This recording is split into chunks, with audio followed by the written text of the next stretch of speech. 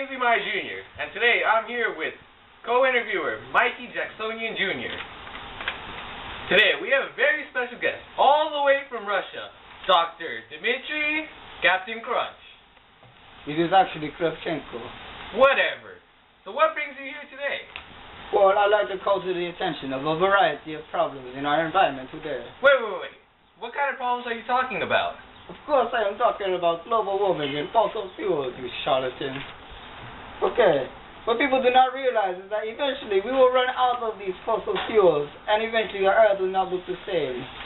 Global warming has already affected our environment so much that we cannot even notice that the world looks so different. Our Earth is already changing besides the obvious temperature rise in our Earth's atmosphere.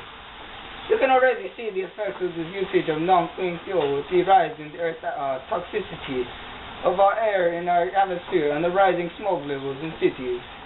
In fact, in cities such as Los Angeles and Detroit, the smog level is so high that you cannot even see the stars at night, even with the moon shining above. Well, that all sounds interesting, but a lot of people already know all of these problems. We're not looking for more problems, but the solutions to these everyday problems that our society can't seem to fix.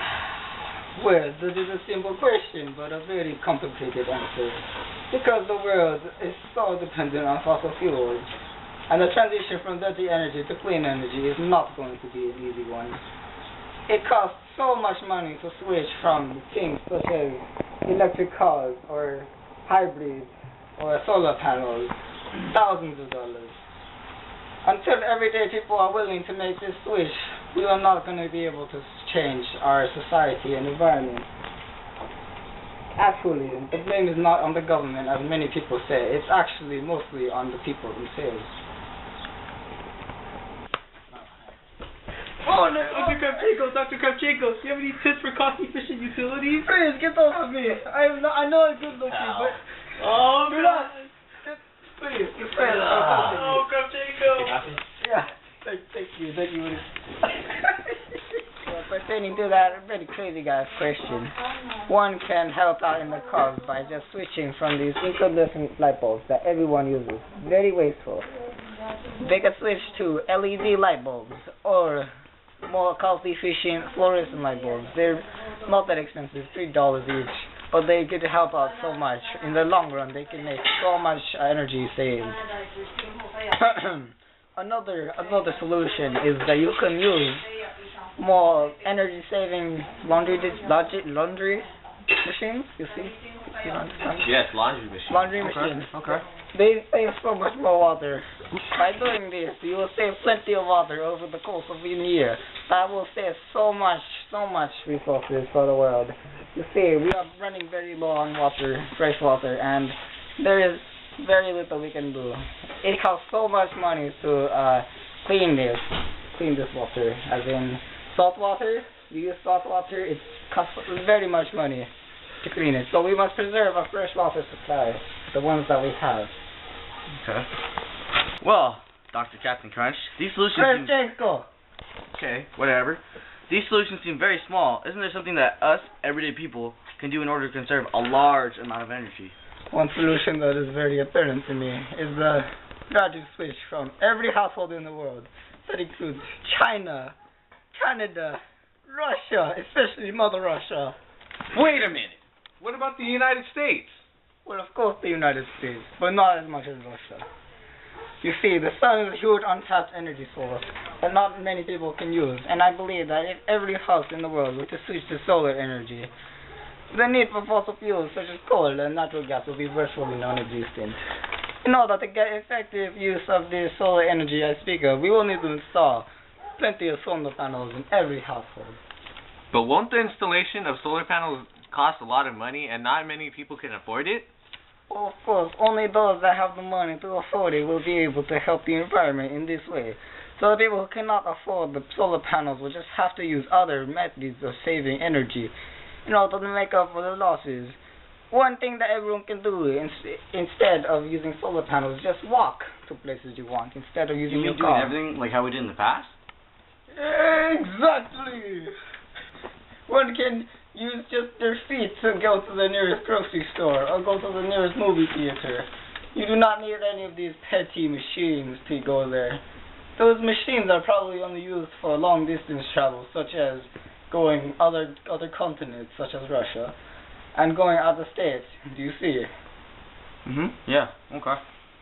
Using public transportation, one can just eliminate very much of the fossil fuel usage by just everyone piling into one big bus and just driving off to Soviet Russia. Okay. Okay, Russia, sure, why not? Okay. One big contribution to fossil fuels is the use of mini cars. So if we do not use them that much, then there will be much less consumption of fossil fuels polluting our Earth. Okay. Well, that's very interesting, or everything that you said so far. Well, I think we'll be back after these quick messages.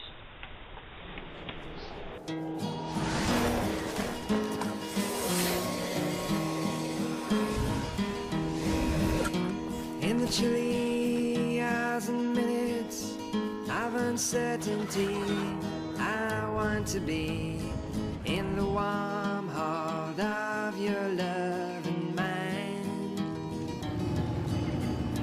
to feel you all around me and to take your hand along the sand. But I may as well try and catch the wind.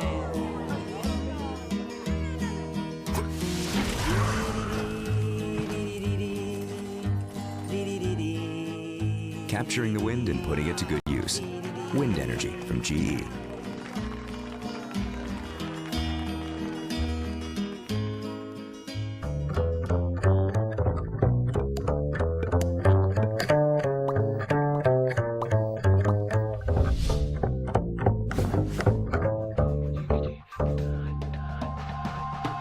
You hear people throwing lots of words around, like. So it's no surprise that a new diagnosable disorder has been identified, eco-anxiety. You start to feel that with every square of toilet paper you use, you are brutally murdering innocent koalas. So what do you do to compensate for brutally murdered koala? You'll do what you always do when you feel guilty. You buy stuff, lots of stuff. And while the guilt has temporarily subsided, you'll be left with a bunch of things that you don't actually need. Or worse, things that don't perform the way they are supposed to.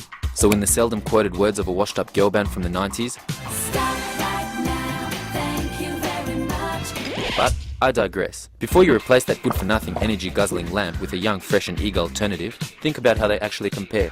How much light does each produce? Sure, LEDs are getting better and better with each passing month, and will no doubt be lighting our way to the future. But right now, you need to consider what is best in the current situation.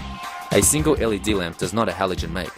So please, forgive my nagging, I'm only telling you the truth. In fact, while you're watching this, we've got a dedicated R&D team working to make LEDs the efficient alternative they are destined to be. So until the day of LEDs crowning glory, if you really want to save the world by being more energy efficient, try to think about lighting another way around.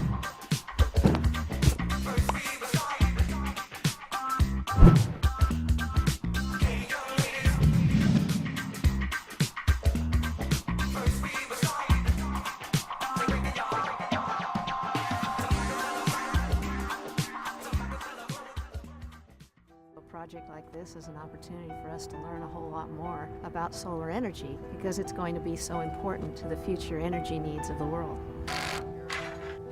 We're at Project Brightfield in Bakersfield, California. Yeah, we wanted to stay on the ground. I manage the day-to-day construction activities. Project Brightfield is a solar test facility that Chevron has installed to test and evaluate different solar technologies.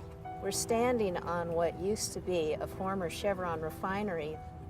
It's neat to be able to reuse and repurpose the property for something as exciting as solar energy. Brightfield's important because it's a demonstration of new solar panel technologies. Now, I've chosen to work in renewable energy because I think it's the next wave in helping to power the planet. We're actually doing the build out of the final array, and once this array is finished being built out, we'll have all 8 arrays completed. To most people, these panels all look the same, but actually they're quite different. The chemical makeup and how they're made make each one unique. And what we're trying to do is evaluate them based upon those differences so that we can realize which ones provide us the most value in the future. Because we want to build more solar projects, and we'll be able to learn what worked best here and use that on other sites. We will definitely know which panels perform the best across a range of weather conditions. We'll know which ones are durable, and we'll be in a position to understand how to move forward to build arrays that are 25 to 100 times this size. And we're uniquely positioned in that we have the expertise in energy to put projects like this together. I think this is really one of the world's first demonstrations that marries renewable technologies, renewable solar technologies, with a reuse of an existing industrial location. All the engineers and scientists that we work with are really excited about working on renewable energy. I'm a scientist involved with soil and groundwater, and to get the opportunity to be involved in something like this is really cool for me. Building a solar field is really environmentally friendly. It's a nice, clean technology that you can put on a property. But all along it's been about energy. And the world needs a lot of energy. The demand for energy is really great. So we need the conventional sources, and then we need the new emerging sources like solar energy. This hardware here was provided by... We've now taken a giant leap forward, having installed the 8 best technologies on the planet. We hope that what we learned from Brightfield will be a bridge to a future that includes more renewable energy. We are excited and proud to be part of that journey.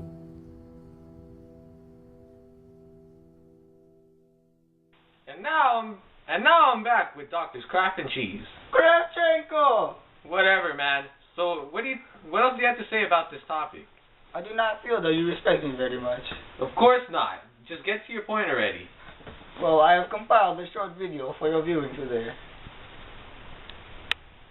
As you can see, my friend over here is getting the brilliant idea of switching his incandescent light bulb for a more energy efficient fluorescent light bulb.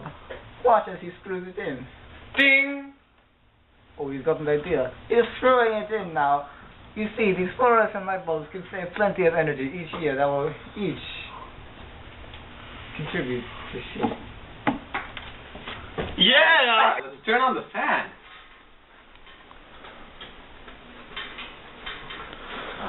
This feels much better. Let's turn on full blast. No, man. We need to save energy. So let's turn off the fan and open the windows. What?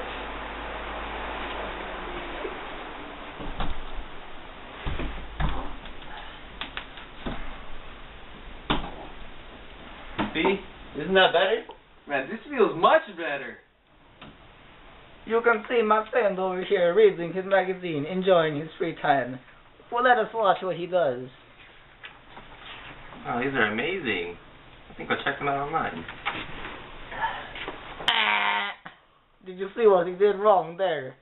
He did not turn off the light when he left the room. You see, when you leave the room, you must always turn off the light to conserve energy. Let us rewind that.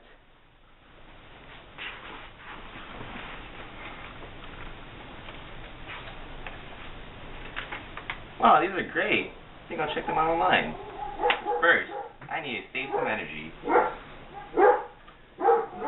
Perfect. This guy right here, he has an energy efficient washer and dryer already. He's already one step above everyone else. He saves plenty of water, gallons and gallons of water each year. That was a very exhausting interview. That's all we have for today, though. Thanks, Doc Ock. Whatever.